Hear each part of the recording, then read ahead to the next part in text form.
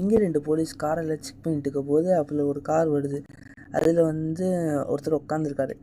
Police licence, RC இதெல்லாம் கொடுங்க அப்படின்னு சொல்லி கேட்குறாங்க. அவரும் கொடுக்குறாரு.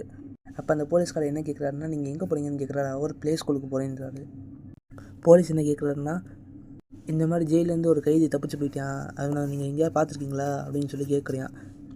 அவன் ட்ரக்கு யூஸ் பண்ண மாதிரி இவனுக்கு தெரியுது உங்களுக்கு, போலீஸ்க்கு தெரியுது உங்களுக்கு. அதனால் சார் உங்கள் ட்ரக்கு இருக்கா, ஒரு ட்ரக்கை வெளியே எடுத்துருங்க அப்படின்னு சொல்லி கேட்குறாரு. இது ட்ரக்கா, ஏன்ட்ட எங்கே ட்ரக் இருக்குன்னு கேட்குறான். அதுக்கு இன்னொரு போலீஸ் சிக்னல் காமிச்சு முன்னாடி போய் நில்லு அப்படின்னு சொல்கிற மாதிரி நிற்கிறான். அதோடய கண் எடுக்க பார்க்குறான். அப்போ சொல்கிறான், சார் நீங்கள் ஒழுங்காக ட்ரக்கை கொடுத்துருங்க அப்படின்னு சொல்கிறான். சார் என்கிட்ட ட்ரக்கெல்லாம் இல்லைன்னு சொல்லி மண்டையை ஆட்டுறான். அப்படியே அவர் பின்னாடி போய் பார்த்தா அவனுக்குள்ளே யாரோ உட்காந்தவனுக்கு இடம் இருக்குது, பொருட்கள் எல்லாம் இருக்கு. ஆனால் ஆனம்ட்டு காணும். அவன் போலீஸ்காரர் என்னென்னா, உள்ளே இருக்கான் அந்த திருடன் அப்படின்னு சொல்கிறான். ஆமாம் சார் அப்படின்னு சொல்லி இவனை மண்டையை ஆட்டுறான். சரி நான் பார்த்துக்கிறேன் அப்படின்னு சொல்லிட்டு, இவரும் எங்களை செக் பண்ண விட்டதுக்கு தேங்க்ஸ் சார் அப்படின்னு சொல்லிட்டு ஒரு லெட்டரில் ஏதோ எழுதி கொடுத்துட்டு அவரே அப்படியே அனுப்பிச்சி விட்றாரு. இந்த போலீஸ் என்னடா பண்ணுறாங்கன்னு சொல்லி பார்த்துட்டே இருக்குது. அப்புறம் அவனுக்கு சரி ஹேவ் எ நைஸ் டே அப்படின்னு சொல்லிட்டு அனுப்பி வச்சிடறாங்க.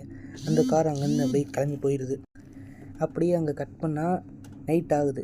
நைட்டில் அந்த கார் நிப்பாட்டி வச்சுட்டாங்க. நம்மளுக்கு நைட்டாக பார்க்கலான்னு தெரியல. வெளியே நிப்பாட்டி வச்சோடனே அந்த டிக்கி ஓப்பன் பண்ணால் அந்த கன் பாயிண்டில் அந்த பொண்ணை பிடிச்சி வச்சுருக்காங்க. யாருமே இல்லை, வெளியே வா அப்படின்னு சொல்கிறான்.